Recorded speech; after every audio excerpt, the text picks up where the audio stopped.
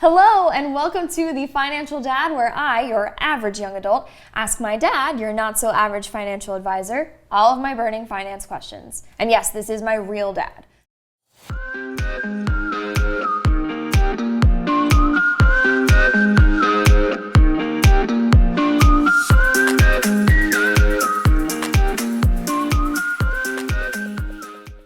These are the core financial concepts that you will need to know for any area of finance.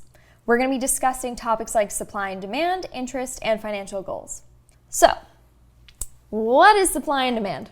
Okay. So supply and demand is probably the most basic economic law that there is out there. Okay. First of all, supply is how much of something there is to be sold. So think of it, let's talk about it like in terms of houses. Okay. If you have a lot of houses to be sold, there's a lot of supply. If there are only a few houses in a given area being sold, you have a limited supply, okay? Demand is how much is there out there to purchase it, okay? So in the housing, again, to use that, if you have a lot of people trying to buy houses, you have a large demand. And if they're willing to spend a lot of money, you have a large demand. If there are only very few people looking to buy, then you have a limited demand for whatever it is. So the law of supply and demand says this. If you have a lot of supply and not as much demand, the price of whatever it is that you're talking about, housing, for example, will fall. Okay? If you have more demand, a lot of people looking to buy houses, a lot of money chasing the same houses or few houses, the price will rise. Yep. Right? What are we seeing sometimes when a whole bunch of people are trying to get one house? Yeah, you get a bidding war. A bidding war, right. And a bidding war means the price goes up. Okay. So the demand is greater than the supply, therefore the price goes up. So it's almost about, if there's high supply, low demand competition between vendors trying to make the price lower. It's always about competition versus between the people selling and the people that are buying something. So if there's high demand and low supply, then it's the buyers who are competing against one another to get a piece. Correct, and that would be correct. That's right. Yep. I get it. Something I've heard about but have absolutely no idea what it is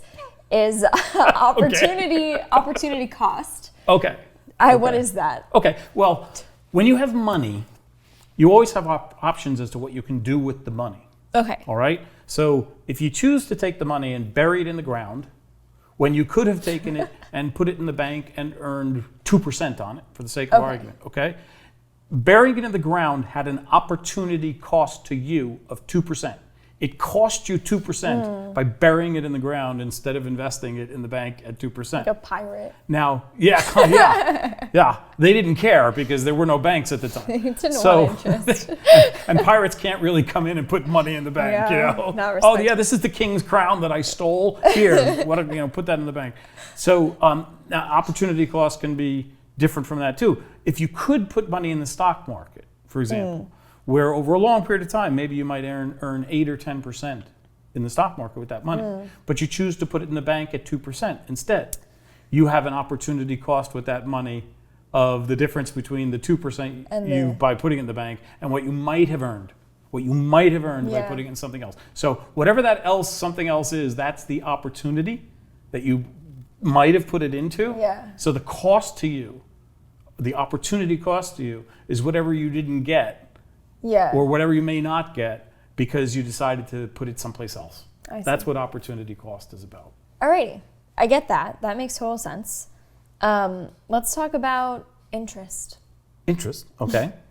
So I've heard compound interest. Yep. Okay. And then what is the difference between compound and normal, what you call normal would probably be called simple interest. Okay. Simple interest would be like this.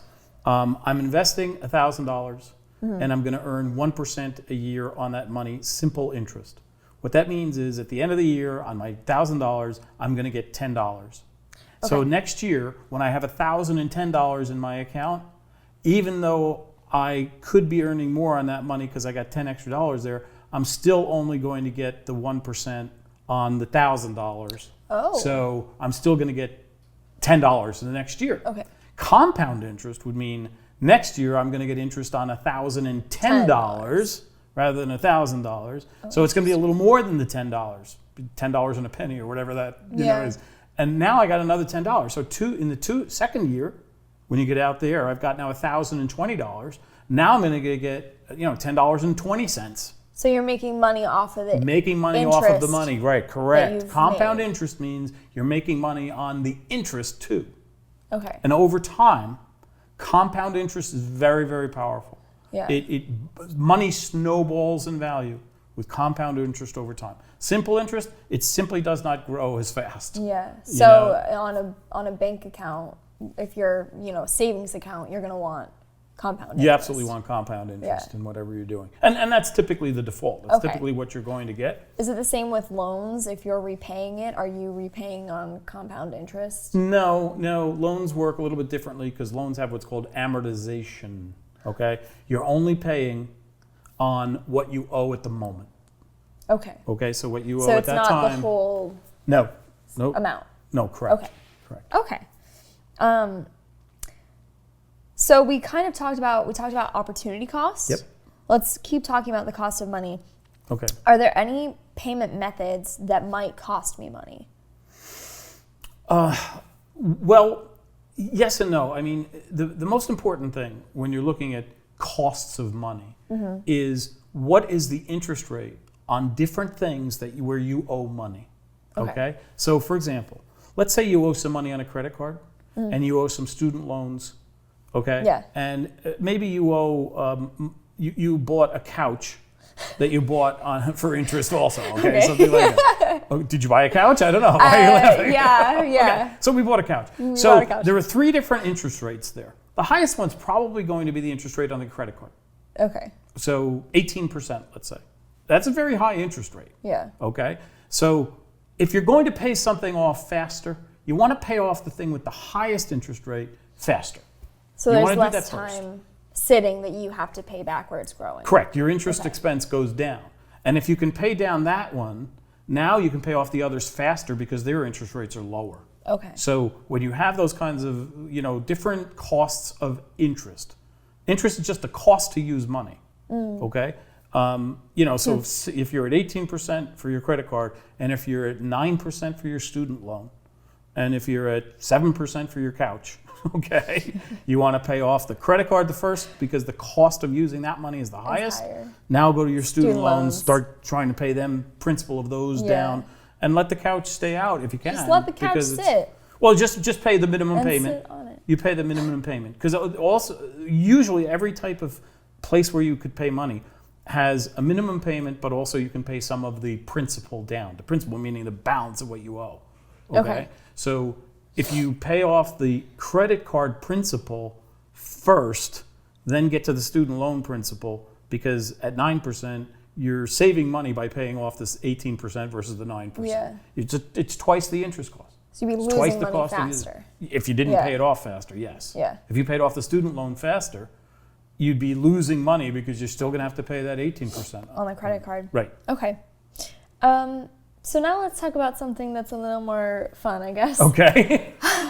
Financial goals. How do you prioritize them? How do you know what areas you should be looking into? Okay. Well, first of all, goals are really critical in every aspect of life, right? Personal growth is about setting goals and trying to achieve them and things like that. Yeah. Financial goals aren't really much different. And people have generally some financial goals. They're not really thinking about it, but this is typically what people will say their goals are. They want to have a nice lifestyle. Okay? They want to be able to buy a house someday if they haven't already. They want to be able to put their kids through college one day. And they want to be able to be financially independent one day, what we call retirement. Right? Yeah. So those are the big things. But these are all in conflict, because if you have $1, you can't put it towards all of them at the same time. Okay? So the dollar gets split up, and that's the way that budgeting works, and that's how we make financial decisions.